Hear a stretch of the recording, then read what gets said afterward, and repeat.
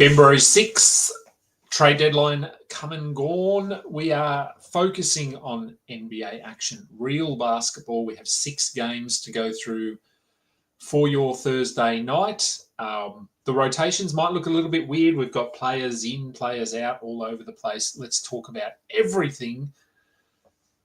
For your fantasy teams, this is the Thursday pre-game show. Let's go balls deep. I'm the type to get shit done. You the type to observe. March Madness on my speakers, but today's November 23rd. Got something loud in the blunt, yeah. I don't say what I want, yeah. Probably somewhere sunny getting tan. Foreign women in the sun, yeah. That's all that I need. That's all that I need. That's all that I need. Got my brothers with me. Got my brothers with me and my mama's healthy. That's all that I need. Welcome to the Balls Deep podcast, brought to you by Fantasy Basketball International. I'm Adam King. Find me on Twitter and Blue Sky at AdamKing91. Find us on Google Podcasts, Apple Podcasts, Spotify, YouTube, anywhere, everywhere you consume fantasy basketball content. We are part of the Old Man Squad at Old Man Squad on Twitter. All right, we're back. Wasn't a long break, 20 minutes. Good question, Alex. How was brekkie? I didn't get to eat brekkie. I had to go and I was updating. I checked the injury report, and since I'd last updated the injury report over at Rotoballer,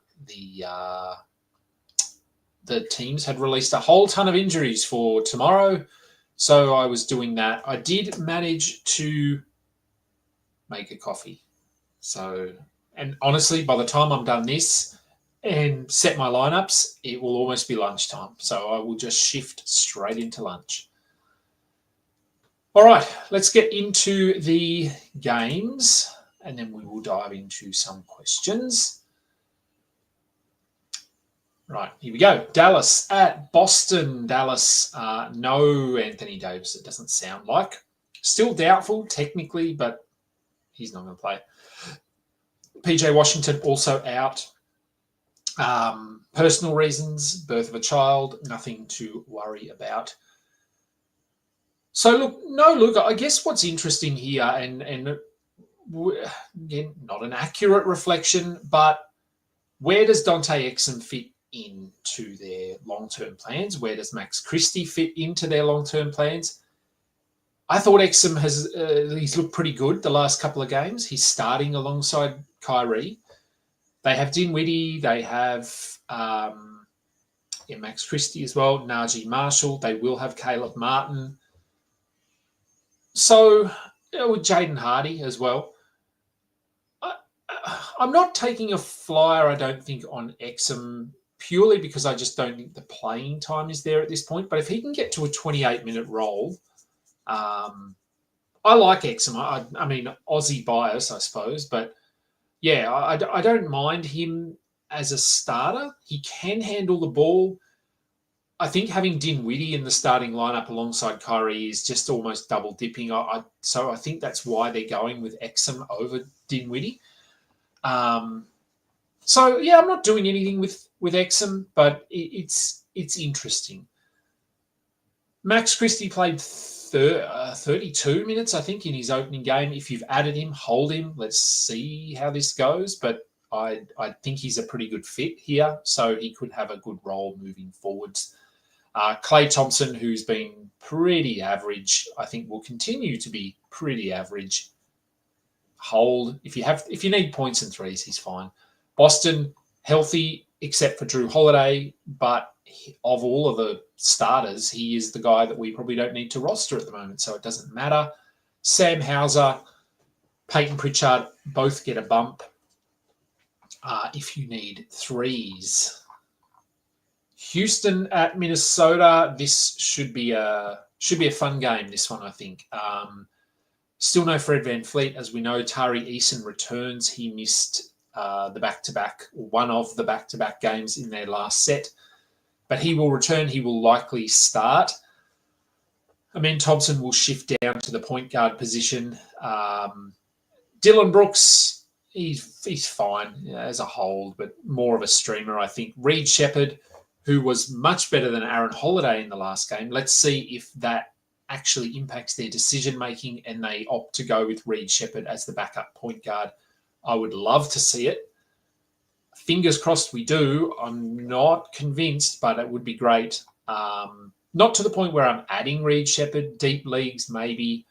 Cam Whitmore, he's not really playing enough. They just don't seem confident enough to give him 25, 28 minutes. In 20 to 22, he is just a points and threes streamer. Does get some steals on an occasion, but not consistently. For the Wolves, Mike Conley will continue to start while Dante DiVincenzo is out. Naz Reid will continue to start while Julius Randle is out. Reid is a must-roster player anyway. Conley, assists. If you don't need assists, don't bother. Jaden McDaniels cooled off a little bit, but has been playing very well, so we're rostering him. And Nickeil Alexander-Walker, 6 games tonight. You might have some space. You might have moves. You may have saved them, as we have been preaching all week. Save your moves for the trade deadline and then didn't actually make any moves, or maybe only made one. So you may have a bit of flexibility here in terms of streaming tonight. Orlando at Denver. We're monitoring Goga Bitadze and his playing time. And if he plays, I did think there was a chance he wouldn't play. He's not on the injury report. That could change, of course. But if he's going to play, let's see if he can push up to 25, 26 minutes. Cole Anthony, we're rostering him until Suggs is back. Suggs is doubtful, but probably won't play. Anthony Black would be our next target there, but I would prefer Cole Anthony. For the Nuggets, no Westbrook, no Peyton Watson.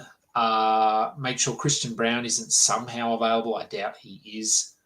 Julian Strouthar is a stream kind of guy. He's been all right, but not great. Same goes for Aaron Gordon.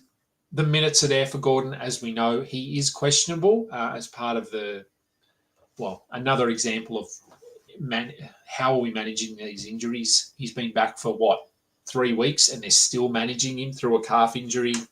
Yeah, that's questionable in itself.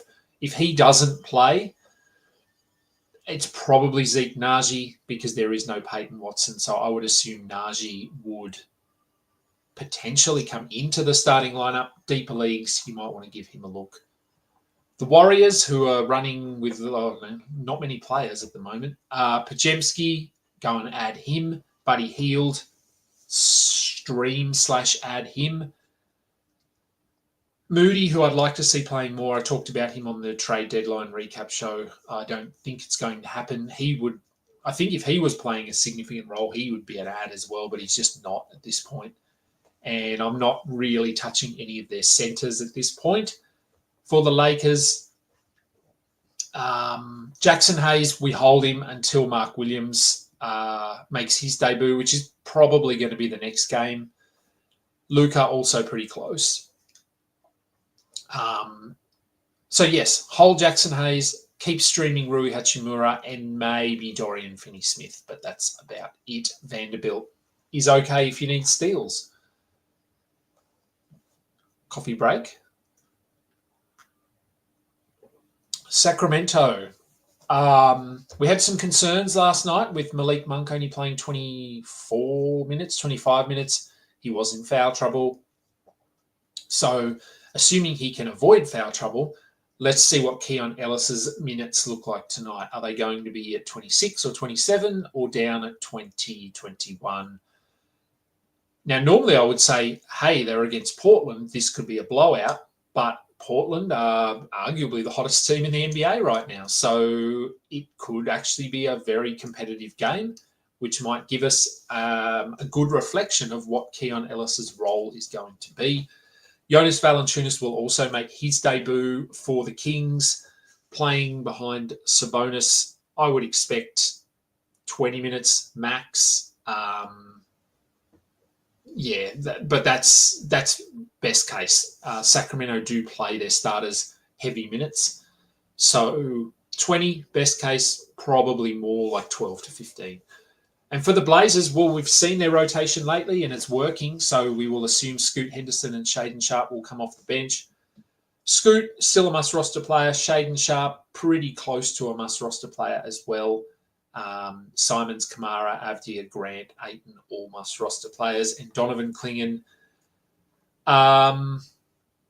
he's pretty tough. Rob Williams as well. They're hard to roster. I'd still much rather Clingan. I think he'll step into a role at some point. Just don't know when that will be. Indiana at the Clippers for the Pacers. Not a lot to talk about, really. They're relatively healthy. Nemhard, worth probably adding. Mathurin, stream him if you are feeling frisky. Yeah, Neesmith, Toppin, McConnell, these guys, they're just not playing enough on a nightly basis.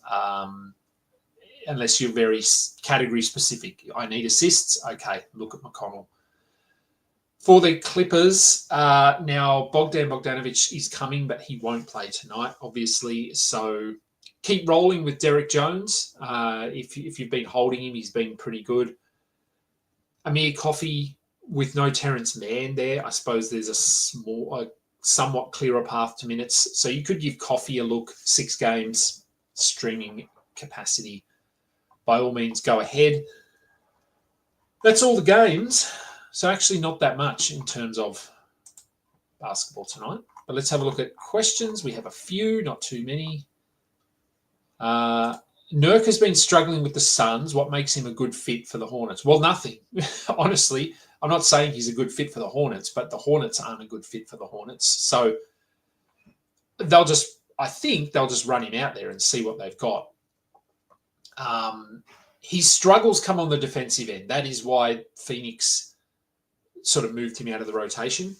Do the Hornets care about defense? I'd argue that they don't. So, yeah, I don't necessarily think this is a good move, a good fit, anything like that. But the opportunity could be there. That's really what we're looking at from a fantasy perspective. On the Hornets, very quickly, LaMelo has been upgraded to questionable for tomorrow. I was doing the injury reports and I noticed that. And I'm always keeping one eye on LaMelo Ball. Let me just check if anything else has come in. As I inhale my coffee. Oh, interesting. Okay. So Anthony Davis is out. Yep. Okay, we knew that. But there's an update here. Coach Kidd expects to start Washington at small forward with Davis at power forward. Right.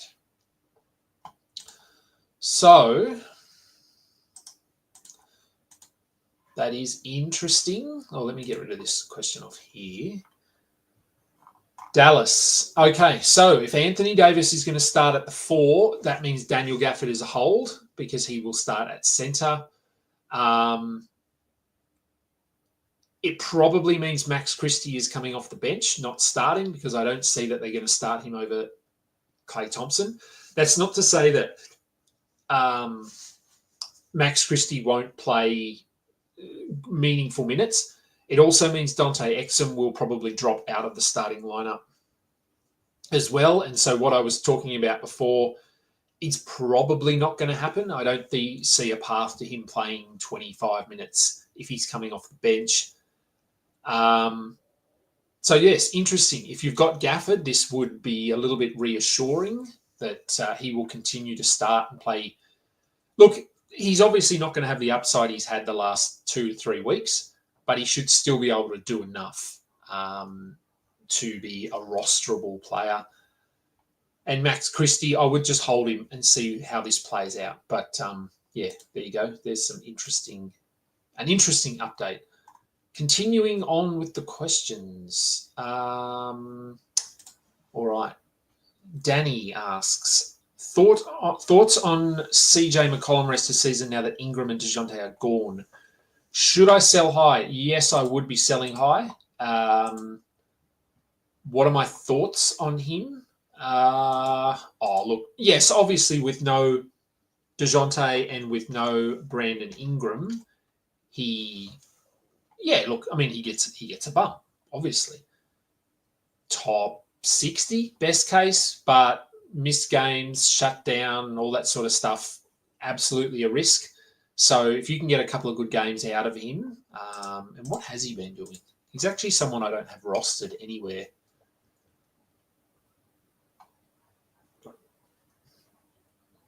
Okay, loading up. Let's go. Okay, CJ. Ooh, let's look at the box score. So the scoring has been pretty good. 19, 30, 17, 23, 22.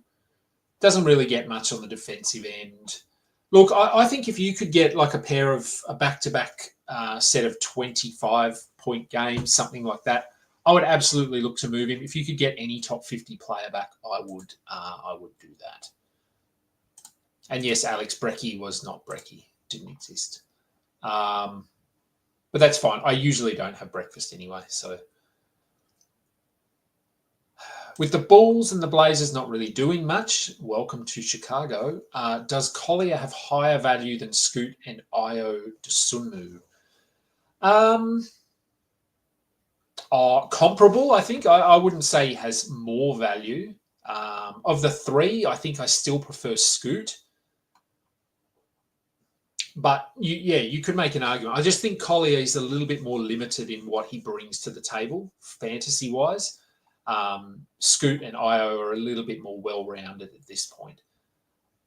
Hope I've got the day off. I do have the day off. That's because I have appointments. So it sort of coincided with this being the trade deadline, and then I've got to head out shortly. Actually, I've got a couple of appointments and things I need to tend to. But yes, I do have the day off, so I might be able to squeeze in a nap later today. That would be nice. But like I said, once I get home and the basketball's on, and then I've got stuff the Savo to take my kids to. So we'll see how I go. Would I rather drop Beal or Vassell for Buzelis?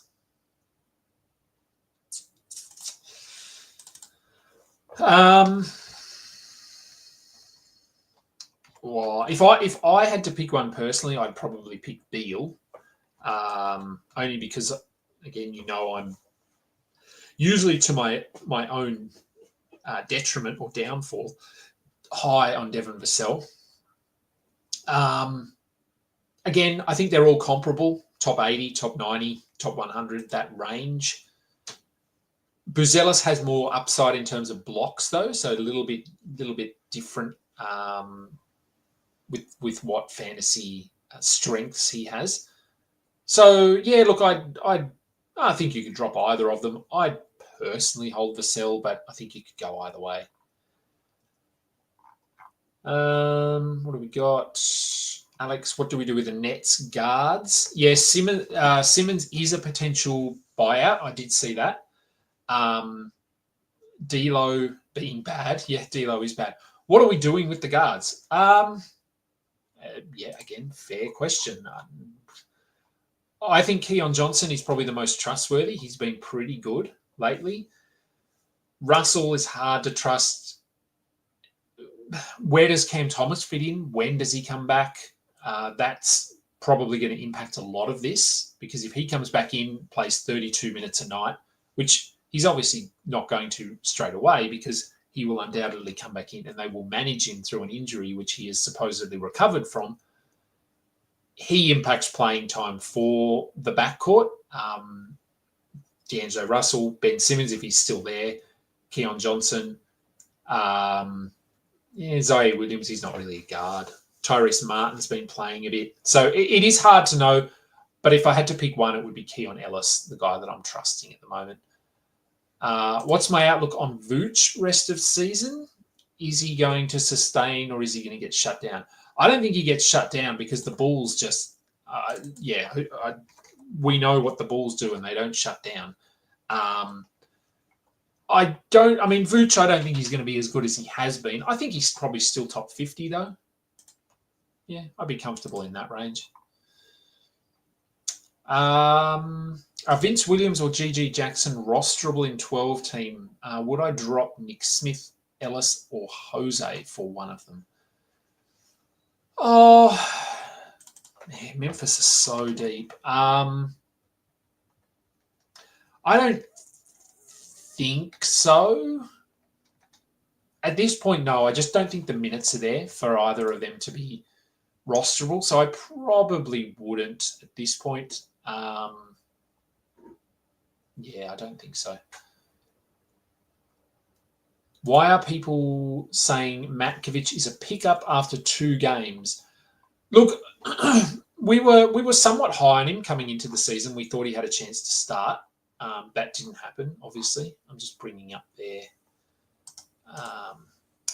roster. And as I said in the trade deadline recap show, the Pelicans and the Wizards are actually 2 teams that it's hard to get a read on at the moment because you're right, Matkovic could play 20 minutes if they play Clearly Olynyk, if they play Bruce Brown, or Matkovic, who played 30 minutes yesterday, could just be a 30-plus minute player rest of season. He's a good shot blocker. He's a good rebounder, which would make him a top 100 player. So, yeah, it is hard to know. It is a very small sample size, but that is why I just think the opportunity is there, and he has a pretty fantasy-friendly game as well. Oh, look, yeah, no Shining Knight, that's fine. Buzelis questions. I was expecting them. Alex doesn't like the BI trade as a Scotty owner or manager. Too many cooks in the kitchen. Yeah, look, they do now. It was a weird pickup, I think.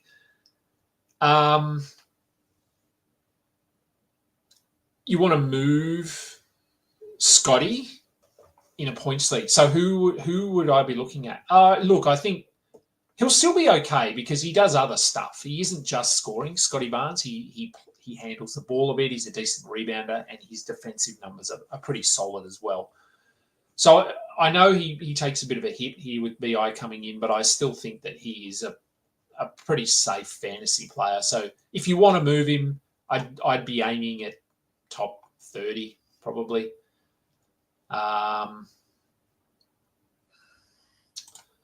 Well, from Dave, thanks for the great work today with Dan and Trey. Yeah, it's been a busy day. I've got 2 more shows after this. Not right away. You added Sarr and Nurkic during the trade deadline, but once Sarr is back, would I drop Lonzo, Io, or Draymond? I'd drop Draymond. Not Io. He's pretty safe. Lonzo's minutes are safe. He has been a little bit underwhelming lately. The defense hasn't really been there. The assists are down. And that's the issue when you run a 4-guard lineup with Vooch, who can also play as a facilitator. There's just not that many assists to go around. So, yeah, I think I'd drop Lonzo or Draymond would be the probably the 2 that I would consider there. If you needed to.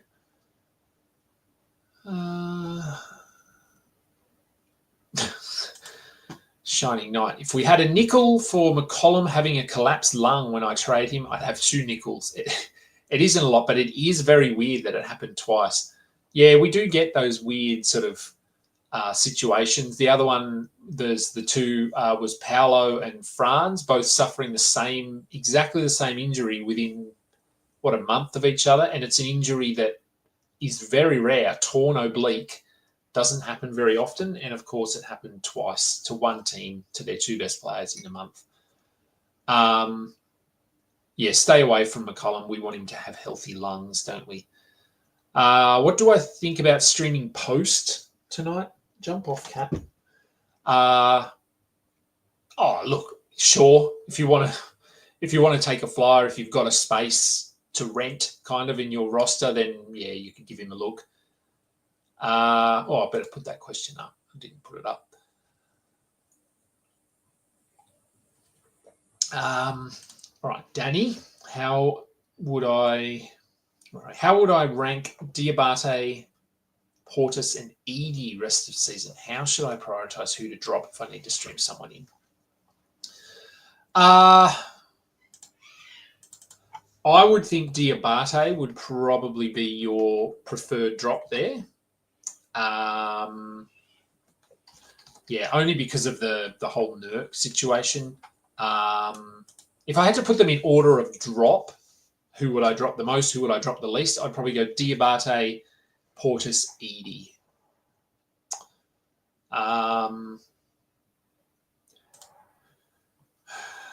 Should I aim to get a 2-for-1 trade with Vassell and Beale? Better than just leaving him on the waiver. You could, absolutely try that, because I do think both of them are must-roster players. So I answered that question for Dave. Yes, I did do Dave's question. Would Scotty be a good target? So if you were offering Beale and Vassell, yeah, it's a good target on your behalf. So try it. Carl asks, would I trade Collier for Lonzo to increase defensive stats? Yeah, like I said, Lonzo's been a bit hit or miss lately. I think that's fine, though. I think that's an okay trade. It's definitely fair. Collier has more assists upside, but yeah, I think Lonzo, despite Collier arguably being a better defensive player, I think Lonzo has a better fantasy game in terms of defensive translation kind of thing. So yeah, I'm okay with that. Okay, I'm going now. I've had enough of talking for a while. Things to do. I will be back later today with a post-game show. I will also be doing another trade recap with Matty G tonight. We'll be doing a crossover, probably on both of our YouTube things. I think it will only be on YouTube. I don't know if he normally does them on Twitter or X. I'm not sure. Anyway, there will be another show.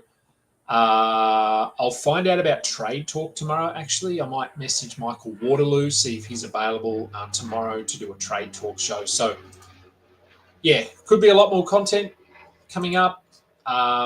It will depend on others. But that will do for now.